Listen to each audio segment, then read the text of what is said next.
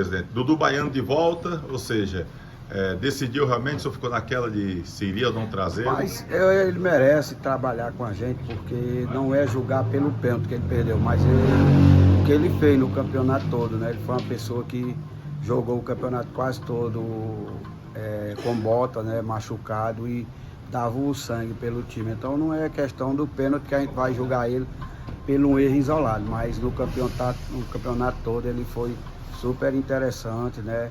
A gente via a qualidade dele, a força de vontade, vestir a camisa com honra mesmo, né? Então a gente vê nele é uma pessoa que dá para você trazer, não é pelo erro do pênalti que eu vou julgar ele, não.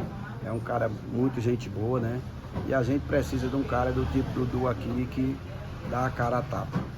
Quando é que começa a pré-temporada? Já tem uma data definida? Nós estava planejando para o dia 6, né? Mas devido ao campeonato ter mudado de data novamente, né? O campeonato está previsto para começar dia 1º de fevereiro, né? A gente provavelmente vai antecipar um pouquinho mais, né?